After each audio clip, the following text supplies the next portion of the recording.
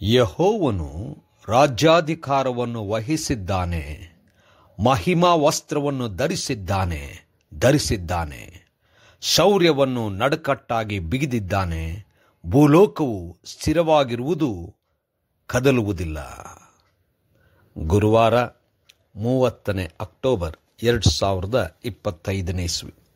ಈ ದಿನದ ವಾಕ್ಯ ಧ್ಯಾನಕ್ಕಾಗಿ ನಾನು ಆರಿಸಿಕೊಂಡಿರುವಂಥ ವೇದ ಭಾಗವು ಸಮುವೇಲನು 2ನೇ ಭಾಗ 7ನೇ ಅಧ್ಯಾಯದ 28ನೇ ವಚನ. ಕರ್ತನೇ ಯೆಹೋವನೇ, ನಿನ್ನ ಸೇವಕನಿಗೆ ಈ ಶ್ರೇಷ್ಠ ವಾಗ್ದಾನಗಳನ್ನು ಮಾಡಿದ ನೀನು ದೇವರಾಗಿರುತ್ತಿ, ನಿನ್ನ ವಾಕ್ಯವು ಸತ್ಯವಾದದ್ದು ಎಂಬುವಂಥದ್ದೇ. ಕರ್ತನಲ್ಲಿ ಪ್ರೀತಿಯುಳ್ಳ ದೇವಜನರೇ, ಶುಭೋದಯ.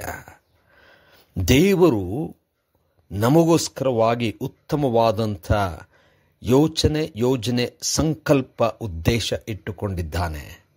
ನಾವು ದೇವರಲ್ಲಿ ಸಮರ್ಪಿಸಿಕೊಳ್ಳೋಣ.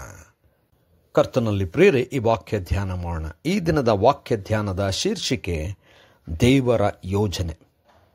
ದಾವೀದನು ತಾನು ಅರಮನೆಯಲ್ಲಿದ್ದು ದೇವರಿಗೋಸ್ಕರವಾಗಿ ಇರುವಂತಹ ಗುಡಾರ ಸರಿಯಿಲ್ಲ ಎಂಬುದಾಗಿ ದೇವರಿಗೋಸ್ಕರವಾಗಿ ಉತ್ತಮವಾದಂಥ ಶ್ರೇಷ್ಠವಾದಂಥ ಆಲಯವನ್ನು ಕಟ್ಟಬೇಕೆಂಬುವಂಥದ್ದನ್ನು ನಾಥಾನನಿಗೆ ತಿಳಿಸಿದನು. ನಾಥಾನನು ಹಾಗೆ ಆಗಲಿ ಎಂಬುದಾಗಿ ಹೇಳಿದನು. ಆದರೆ ದೇವರು ನಾಥಾನನಿಗೆ ಬಂದು, ದಾವೀದನು ಅರಮನೆ ಕಟ್ಟುವುದಿಲ್ಲ, ಅದು ನನಗೆ ಒಪ್ಪಿಗೆ ಇಲ್ಲ. ಆದರೆ ದಾವೀದನ ಮಗನಾದಂಥ ಸೊಲೊಮೋನನು ಕಟ್ಟುತ್ತಾನೆ, ದಾವೀದನ ಮನೆತನವನ್ನು ನಾನು ಉದ್ಧರಿಸುತ್ತೇನೆ ಎಂಬುದಾಗಿ ಹೇಳಿದನು.